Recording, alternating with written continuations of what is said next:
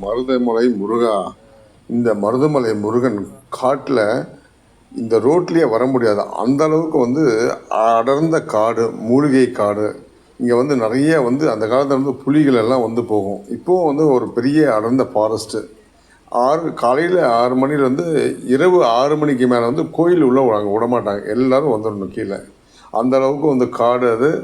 எப்போ மிருகங்கள் வரும் போகுன்றது நமக்கு தெரியாது. அந்த மாதிரி ஒரு பெரிய மேற்கு தொடர்ச்சி மலை. இந்த இந்த ரோடை அமைச்சு இந்த மேலே கோயிலுக்கு எவ்வளவோ பாடுபட்டிருக்காங்க. இந்த நிறைய சினிமா படப்பிடிப்புகள் நடந்திருக்கு, வெற்றியாக இருக்குது. இப்போ யாருமே வேண்டிட்டு எனக்கு இந்த வரம் வேணும்னு கேட்டு வரும்போது அது கண்டிப்பாக நடக்குது. இப்போ இந்த மூலிகை வனத்தில் நிறைய மூலிகை இருக்குது. நமக்கு வேண்டிய மூலிகைகள் கொட்டியிருக்கு. இந்த மூலிகைகள் பக்தியோடு ஆராய்ச்சி பண்ணி எடுக்க தெரிஞ்சவங்களுக்கு மட்டும்தான் அதை எடுக்க முடியும். மற்ற எல்லாருக்குமே கிடைக்காது. இந்த நீங்கள் எப்போது இந்த ரோட்டு சைடில் பாருங்கள், இல்லை அந்த படிக்கட்டில் ஏறி வாங்க. உங்களுக்கு மூலிகைகளுடைய அந்த வாசனைகள், அந்த நமக்கு ஏதாவது நோய் நொடி எது இருந்தாலும் அது நமக்கு குணம் ஆகிடும்.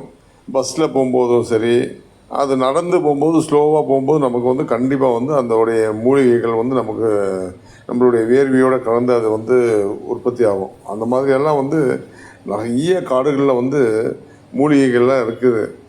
நமக்கு வேண்டிய மூலிகைகள் எல்லாமே இருக்குது இங்கே. இப்போ இதில் நிறைய காய கற்பங்கள் சொல்கிறாங்க. நான் ஒரு புக்கில் படிச்சிருக்கேன். ஏதோ ஒரு இதில் குரு சிஷியன் இருந்தாங்களா, அவங்க இங்கே சமையல் பண்ண சொல்லி, அரிசி கொஞ்சம் தான் இருக்குது, அது சமையல் பண்ண சொன்னாங்களாம். சமையல் பண்ணிகிட்டு இருக்கும்போது அந்த கரண்டி ஏதோ அந்த கிண்டுற குச்சி ஏதோ மிஸ் ஆகிடுச்சுன்னு சொல்லிட்டு ஏதோ ஒரு குச்சி எடுத்து வேகலியன்னு சொல்லி அந்த குச்சி அப்படி கலரி இருக்காப்புல சிஷியன். அந்த குரு குளிக்க போயிட்டு வரேன்னு போயிருக்காரு. அந்த அந்த சாதத்தை கிண்டியிருக்காப்புல. சாதம் எல்லாம் பார்த்திங்கன்னா கருப்பாகி போச்சு. கருப்பான உடனே பயந்துட்டு, ஐயோ நம்ம குரு வந்தால் நம்ம திட்டுவாரே, நம்ம என்ன பண்ணுறதுன்னு சொல்லிட்டு அந்த சாப்பாடெல்லாம் அவர் சாப்பிட்டுட்டு அந்த குச்சியை தூக்கி போட்டாப்புல. மடமடன்னு வேறு சாதத்தை பொங்க வச்சிட்ருக்காப்புல. பொங்க வச்சோன்னே அதுக்குள்ளே அவர் வர்றதுக்குள்ளே பார்த்தீங்கன்னா இவர் சிசியை இளமையாக இருக்காப்புல.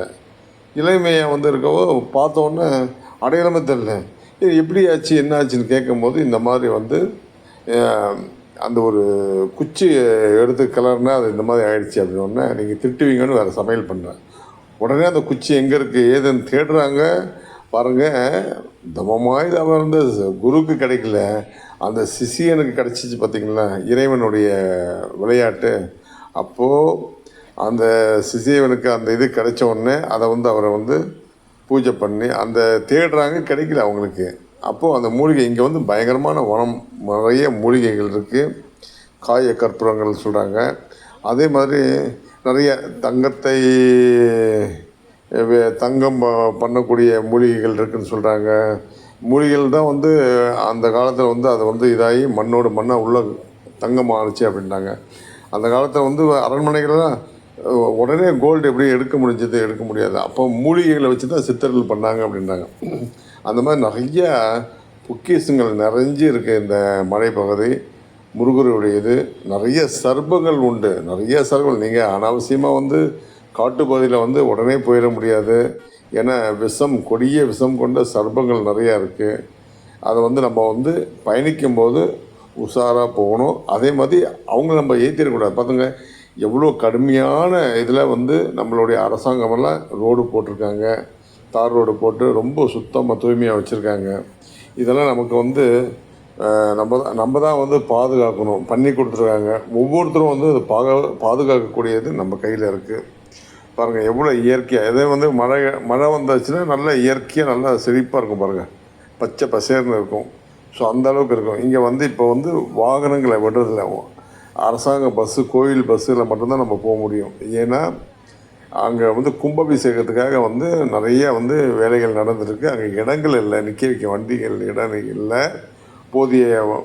ஏன்னா மலைப்பிரதேசம், அந்த அளவுக்கு வண்டி நிற்க வைக்கிறதுக்கான இடங்கள் குறைவு தான். ஸோ அதனால் நம்ம தான் அட்ஜஸ்ட் பண்ணி நம்ம போய்க்கணும்.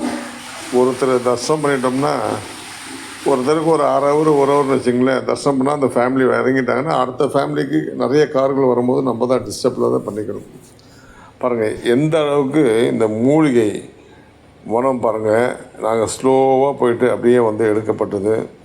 இந்த மூலிகையை வந்து நிறைய அற்புதங்கள் இப்போ கால் வராத இருக்கிறவங்களுக்கு இந்த சோரியாசிஸ்ன்றாங்க அந்த மாதிரி, அப்புறமா இந்த ஸ்ட்ரோக் ஆகிருந்தீங்களா அவங்களுக்கு, இந்த மாதிரி நிறைய மூலிகை இருக்குது. சில மூலிகைகள் வந்து நம்ம வந்து நிறைய தியானம் பண்ணி படிப்பதற்கு கூட நிறைய மூலிகைகள் இருக்குது.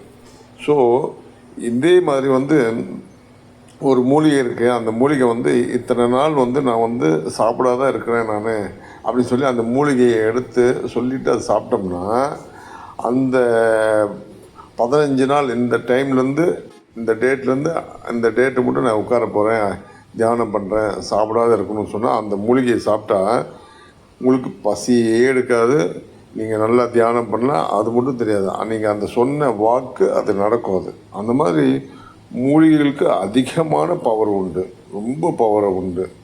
இது வந்து முருகருடைய காடுகளில் வந்து நிறைய சித்தர்கள் வாழ்வாங்க. சித்தர்கள் 18 சித்தர்கள், ஒரு சித்தருக்கு வந்து 10 20 பேர் 30 பேர் சிஷியங்க இருப்பாங்க. அது மாதிரி சித்தர்கள் நிறைய பேர் கூட்டிகிட்டே போவாங்க. சித்து விளையாட்டுகள் நிறையா இருக்குங்க நிறைய.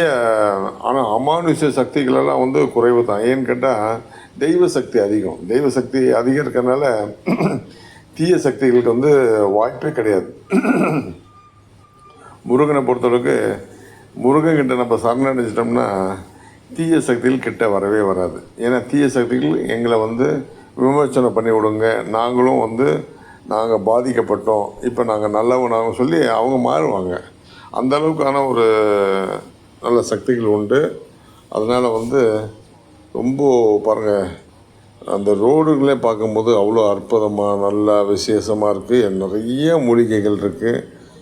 இதை வந்து நம்ம வந்து திடீர்னு நடந்து போனோம்னா திடீர்னு வந்து அனிமல்ஸோ இது வந்துடுமோன்னு கூட ஒரு பயம் இருக்கும். ஆனால் அந்த மாதிரி தான் காடுங்களே அப்படி தான் இருக்குது. ஏன்னா மிகப்பெரிய ஃபாரஸ்ட்டு, இது வரைக்கும் அந்த மாதிரி எதுவும் வரல. இருந்தாலும் எச்சரிக்கையாக இருப்பது ரொம்ப நல்லது.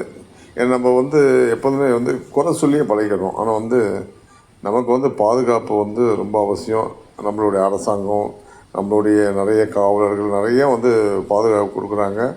பாருங்கள், அடிவாரத்துக்கு வந்துட்டோம், ரொம்ப சீக்கிரமாக வந்துட்டோம். ரொம்ப நிதானமாக வந்து க்ளீனாக வந்து இறங்கணும். அவ்வளோ சேஃபாக வண்டியை ஓட்டி நம்மளை வந்து அவ்வளோ பாதுகாப்பாக கொண்டு வந்து நம்முடைய கோயில் நிர்வாக வாகனங்கள் கொண்டு வராங்க.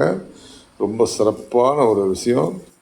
இங்கே இறங்கிட்டு பாருங்கள், இந்த ஒரு மூலிகை இருக்குது. இந்த மூலிகையை வந்து நீங்கள் வந்து சாப்பிட்டிங்கன்னா இந்த நாள் வந்து இந்த நாள் மட்டும் வந்து நம்ம வந்து விரதம் இருக்கலாம், சாப்பிடாத அப்படின்னா நம்மளுடைய சொல்வாக்கு படிக்கும். ரொம்ப விசேஷமானது. இப்போ மழைக்காலம் இல்லாதனால மூலிகைகள் வந்து குறைவாக இருக்குது. அது எல்லாருக்குமே தெரியாதது. இது நாங்கள் அடிக்கடி சதுரகிரி கோவிலுக்கு போகும்போது மதுரைக்கிட்ட நிறையா இருக்கும் அந்த மூலிகைகள். எங்களுக்கு அந்த எண்ணம் வரவே வராது, எடுக்கணும் இந்த மூலிகை பறிக்கணும்னு சொல்லி எண்ணம் வராது. ஏன்னா அவங்க பாட்டுக்கு வளர்கிறாங்க, அதை நம்ம டிஸ்டர்ப் பண்ணக்கூடாது அப்படின்னு சொல்லிட்டு விட்டுருவோம். இந்த கோயிலுக்கு வந்து நல்லா வந்து பாருங்கள். நன்றி, வணக்கம். இங்கே போகிற வழியில் பார்த்திங்கன்னா பாரதியார் யூனிவர்சிட்டி இருக்குது. பாரதியார் யூனிவர்சிட்டி இருக்குது.